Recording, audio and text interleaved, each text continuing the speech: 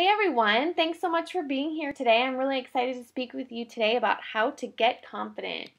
So, my name is Anna Runyon. I'm a consultant for the government by day and a blogger and career coach over at classycareergirl.com by night and weekend. And I blog about career advice and how to find jobs. And I also interview successful businesswomen so that I can learn and I can help my readers learn how to become successful businesswomen themselves. So, I have learned a lot from these women I have interviewed and also through my career that I'm really looking forward to sharing with you today. And I also wanted to let you know I went to college at Point Loma Nazarene University and I got a business degree. And I also got a master's at University of California, San Diego. So this session is about confidence in college, and I'm going to be covering more about confidence today since it's so important in everything that you do and in your future. But I'll also give you some few tips at the end about college. And I'll also be going over any of your questions at the end, so feel free to think about your questions that you might have about college because I would love to answer them. So you can also feel free to email me at any time at Anna, A-N-N-A, at classycareergirl.com, and you can find me on Twitter and Facebook as well. I'd love to connect with you at any time. So here's the agenda of information I'm going to cover today. We're going to do 2 truths and a lie, a fun little game, and also another quiz to see how much you already know about confidence. Then we're going to talk about why confidence is important and how you can show confidence. And then there's going to be an interview with a successful businesswoman. And then we're also going to go over how to have confidence at college. So 2 of these are true and 1 of these is false. Which one do you think is false? And these are 3 different things about me. Can I do a double Salchow? Do I love searching? Or have I lived in Madrid, Spain? So the 2 true things here are that I can do a double Salchow and I lived in Madrid, Spain. But nope, I do not like surfing and I have no idea how, even though I live in San Diego, California. But it's on my list of to learn how to surf. So before we dive in, I want to know how much you already know. How many seconds do you think first impressions are formed within? The answer is between 7 and 17 seconds. What percent of a person's first impression is determined by the tone of voice? The answer is 38%. And having a positive mental attitude and a high self-esteem can blank the chances of career success. If you said double, then you are right. So first I want to tell you a little bit more about myself. So I'm an introvert, and that means that I get energy by being alone, and being around a big group can drain me and make me tired. So I'm not a natural speaker, and in middle school and high school I was so shy and I never spoke up in school or anything. I hated when teachers would call on me because I was not very confident in myself and my abilities. So if you feel like that is you today and that you're kind of afraid to put yourself out there, look at me, look where I've come, and look at me speaking to you today in front of a huge group of people, a huge audience, and know that you can also increase your self-confidence and give great presentations and be fabulous and have a great future as well.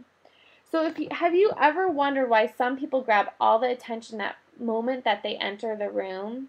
And do you feel nervous sometimes when someone speaks to you? Have you had a hard time being yourself because you feel like you don't fit in? Well, these are all things that self-confidence can help you with. Because really, if you are confident in you, then no one can stop you. And learning how to be more confident is the only way that I am where I am today. Because self-confident people have qualities that everyone admires. Self-confidence is extremely important in almost every aspect of our lives. Yet so many people struggle to find it. Self-confident people inspire confidence in others, their audience, their peers, their bosses, their customers, their friends, and gaining the confidence of others is one of the key ways in which a self-confident person finds success. Have you ever talked to someone who is so confident that you believe them and are in total awe of them? That is what confidence can do. And the good news is that self-confidence really can be learned and built upon and built on. So let's learn more about why confidence is important. Where are some places that you think having confidence is important? If you said any of these, then you are right. And there's probably plenty more than I don't even have listed here. On job interviews, if you want to get your dream job, you need to be confident. Negotiations, if you want to get that salary that you know you deserve, you have to be confident when you go in and talk to your boss. At networking events, when you're meeting someone brand new and at an introduction. And then when you want to do well at sports, when you want to make that basketball team or do well at tennis. When you're giving a presentation, you most likely will be giving presentations at school, at work, definitely in your future. And then getting into college is a definite thing you need to have confidence for. So pretty much every day of the week you have an opportunity to be confident, whether a teacher calls on you to answer a question or a friend asks you whether you want to see a movie that you don't like. You have to be confident to say, no, I don't like that movie. So that's why I love this topic, because it's so relevant to you all now and in your future. So how can you show confidence? You can show confidence in what you wear, what you say, and how you act. So let's focus on what you wear and your fashion. What we wear and dress like, it's really important that you discover your own personal style. So you don't have to look like someone else. You can be you. So dress how you want to dress, but dress appropriately and think about what others might be thinking of you, because you only have that 7 to 17 seconds to make a great first impression. So you have to make it count. Whether you're meeting someone for the first time or giving a presentation to a group, those few seconds is all you have to get their attention.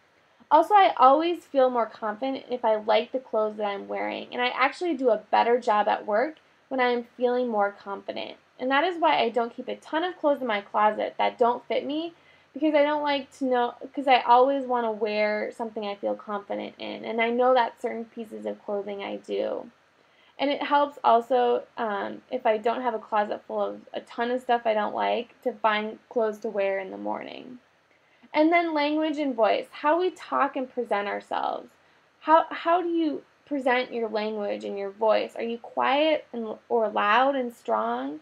You must speak deliberately and slowly, like you're in control and have something great to say, and other people need to pay attention to you. So you want to demand their attention. And then body language. Posture is really, really important. The most important thing to do to convey confidence is good posture. Also, you want to make sure you're not, fidgeting, you're not biting your nails. You want to stand up straight, have your shoulders back and your chin forward. It's really important to not do any distracting gestures. A lot of women touch their hair when they're talking to someone, so just be careful about that for how to show confidence. So I want to share a quick clip that I did during my interview with Shoshana Simpson, who's a motivational speaker and small business and life coach for women entrepreneurs. And she has some great tips about self-confidence that I want to share with you right now.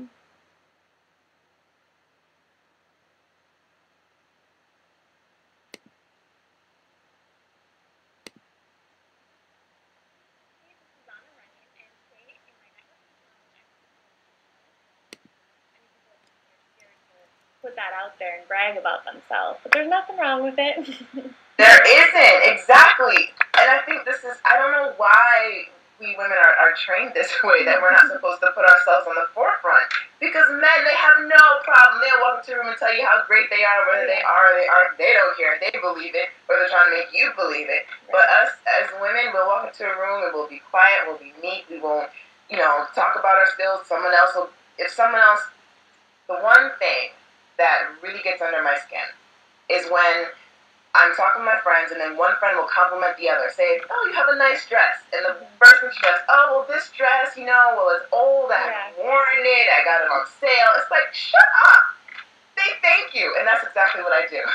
Good. I said, stop. Do you compliment you? Say thank you. It's either that or I'm like, you know what, you're right. You look like crap. Why did I even say anything? But like that, so yeah, that really gets under my skin. Oh. And my friends who are around me, they know that. Yeah.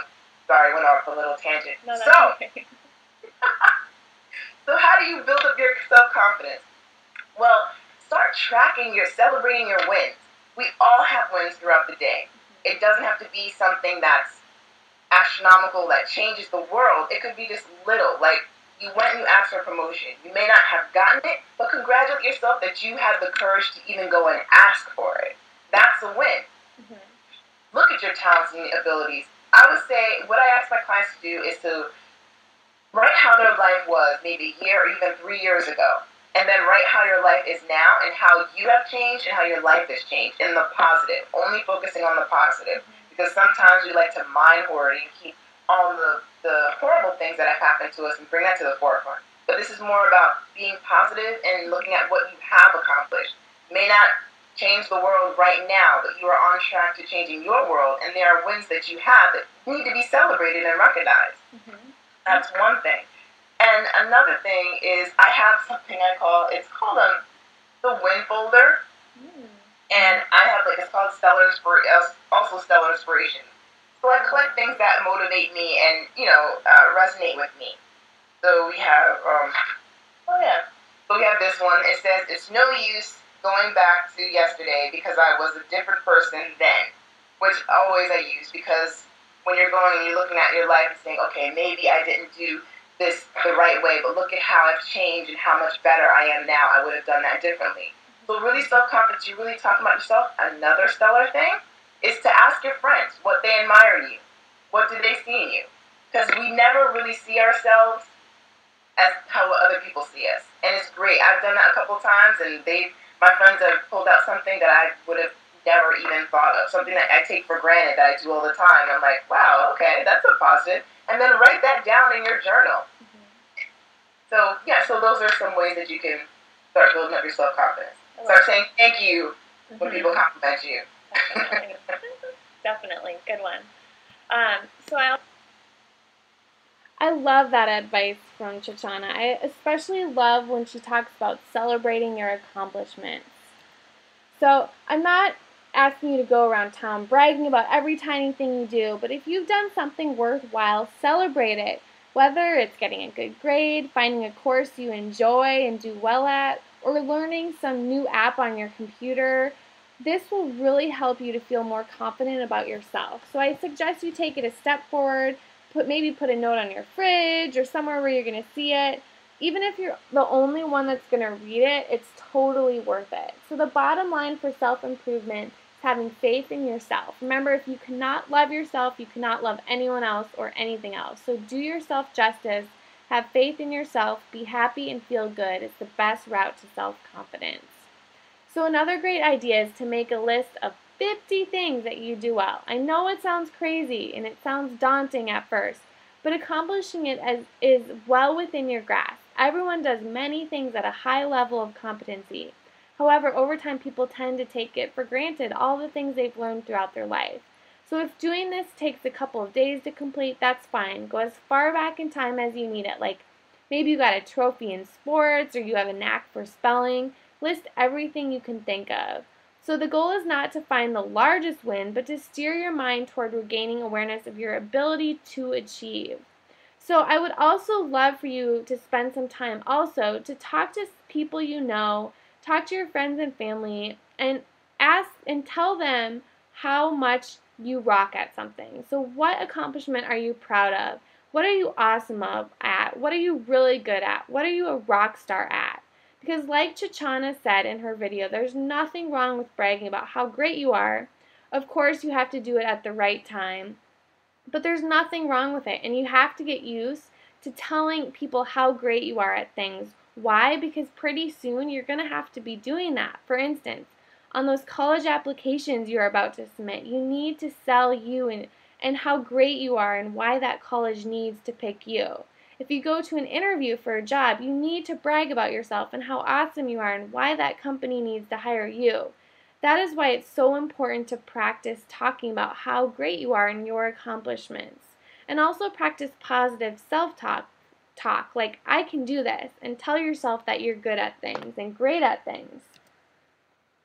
And then in order for you to stay positive and be confident, you have to avoid negative people. And I love these quotes, and they definitely would give you something to think about. The first one is from Jim Rohn. He says, "You are the average of the 5 people you spend the most time with." So think about the 5 people you spend the most time with, and are they bringing you up or are they bringing you down? Are they positive or are they negative? And then the next quote I love is, "Confidence is contagious. So is lack of confidence." And this is from the former NFL coach Vince Lombardi. So, are you hanging out with people who are confident, or are you hanging out with people who are not confident? Low self confidence can be self destructive and often manifests itself as negativity. Self confident people are generally more positive, they believe in themselves and their abilities, and they also believe in living life to the fullest. A self confident person has faith in him or herself and him or her abilities while at the same time having a realistic expectation. And a self confident person can set fear aside and take a chance, while someone who lacks self confidence may stay on the sidelines out of fear of failing. But a few simple behavioral changes in your daily life may help you regain that self confidence and give yourself an immediate boost. So, here are a few more tips on how to get confident today. Don't try to be perfect. We all make mistakes. If you make a mistake, learn from it and move on, and don't be afraid to take risks. You always want to try new things. Also, speak your mind and stand up for yourself. Always do what you believe to be right and not what other people want you to do. Be willing to take risks. Go the extra mile to achieve better things and to do better for yourself. Help someone else. Focusing on the needs of someone else can give your self-confidence an immediate shot. And then also exercise. Taking time out to take care of your body sends a message that you are worth taking care of. I know every time I work out and I'm eating healthier, I always feel more confident, and I actually do better at my job because I'm feeling more confident. And then be honest. Being truthful can enhance your self-confidence, and telling lies can add to feelings of low self-worth. And then give yourself a pat on the back whenever you make an effort, regardless of the outcome. So all this talk about confidence. Now here are some tips of how you can have confidence at college. So start small. Take baby steps. Many students doubt their ability to write a 15-page research paper or prepare for a final. But if you just break it down into little pieces, like 3 5-page pieces, just doing really small things, the feeling of accomplishment generated when one part of the project is completed will help propel you to finish the rest of the work. And then get feedback early. Your confidence can soar if you consult with your professor early in the semester, whether it's about a point in the lecture you didn't understand or your initial ideas for a paper. You'll feel much better after your instructor steers you in the right direction or assures you that you're already going in the right direction. Many students lack in confidence or are too scared to talk to their professors, but this only makes their problem worse. And another good idea is to take a career assessment, and this will help you determine how your personality will fit with the career path and what you would be great at. And I do these assessments, and I can give you one if you're ever interested. And then don't be afraid to be who you are and not what someone else wants you to be. This is one of the top tips I get in the interviews I do with successful businesswomen. I always ask them, what is one thing you wish you would have known as a young professional woman just starting out in her career? And they always say, don't be afraid to do what you want to do and to be who you are, and don't do what someone else wants you to do. And then don't pick a subject just because you're good at it. You have to also have an interest in a subject to be able to do it for the rest of your life. So, for instance, I was great at math, and it came so naturally. So I thought, and so did all my professors, thought I should be an economics major.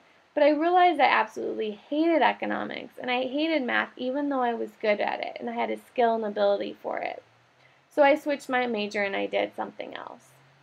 And also get to know your professors. This is one thing I wish I would have done earlier. Your professors are great because they can recommend you, and you can keep in touch with them and use them as references. And you can always ask them questions in the future as well, so definitely get to know them. They might also have special projects that you can learn from and use on your resume, which is awesome. And the next tip is to network, network, network. My favorite quote to say on my blog is that it's not what you know, but it's who you know that makes the difference. My networking challenge I started in 2011 was a 4x4 networking challenge where I met with 4 people I didn't know and 4 people I did know every month. And this year I'm interviewing 50 successful businesswomen on my blog and sharing the videos as part of my 2012 networking challenge. And networking has opened up so many opportunities for me. It's totally changed my life, and I'm a huge proponent of networking. It's a really great way to find opportunities that you like. And I also really, really love and recommend informational interviews. where you can ask someone for about 15 minutes of their time, and then you can ask them a bunch of questions about their job. So this is a great way to learn about what they do and if you would want their job someday. And then get involved in projects and internships. Someday you'll apply to jobs and employers won't care how you did in school, most likely. What they will care about is your personal skills and how you work with other people and how you can work with a team and your leadership skills. And you can show them this with the projects and internships that you've done while in college. So a top regret I get from so many of my friends is that they wish they would have done more internships during college. So that's it for today. Thanks so much for listening. I hope you have a great rest of the day, and I will talk to you next week. Bye.